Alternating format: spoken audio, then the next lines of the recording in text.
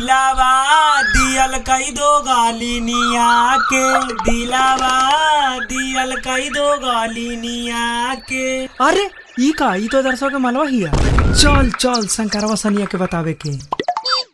ये भाई एको वीडियो दिखाइए का। हाँ भाई दिखाओ नो। अरे साला ई तो आदर्शवा के मलवा ही अरे। साचो ई आदर्शवे के मलवा ही अरे। आदर्शवा बड़ बोलत रहे हमर मलवा रील ना बनावे। तई कहा चल चल आज ओकरो दिखाइए देता नी। अरे तोर बड़का भैया कहाँ बारे? हे घर ही बनी भैया। का रे तोर भौजी तो रील पे हिट हो गईली। हाँ बड़े रे। का रे रुक रुक आवता नहीं। का भाई रे? देख देख तोर मालवा वीडियो बनावतिया। बड़ बोलत रहू भाई। बड़ बोलत रहे भाई।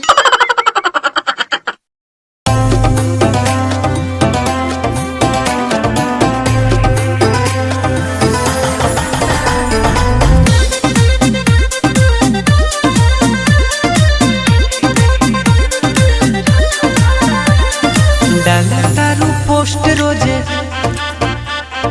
डालतारू पोस्ट लेके बियर के चिल।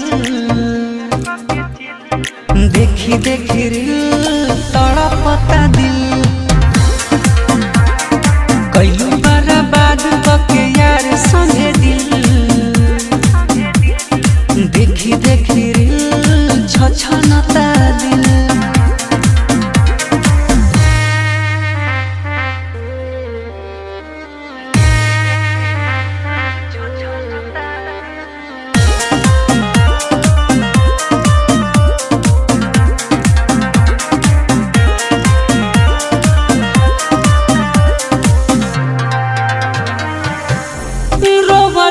से होला नहीं कर दिया कौन हो। ए भगवान कैसन दिहला जखम हो।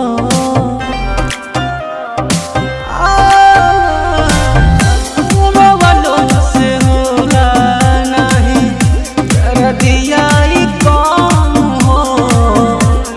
ए भगवान कैसन दिहला जखम हो।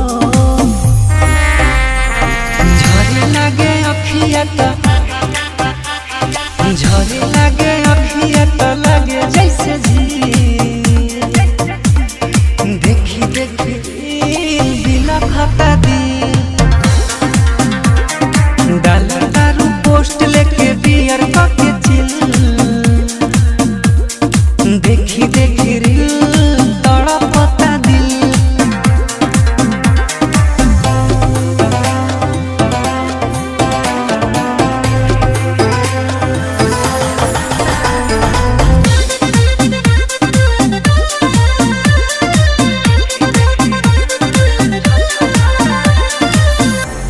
आई बरतिया जानू बस है जून में।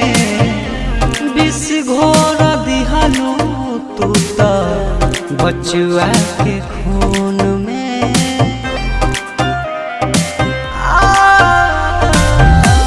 लागल बियाह जानू हो बस है जून में। विष घोर दे बाड़ू बचुआ के खून में। कुछो नया दर्शावा के, कुछो न शंकरवा के होला अब की। देखी देखी पता दिल। कुछो नहीं सोनिया के होला अब की। रोबता दे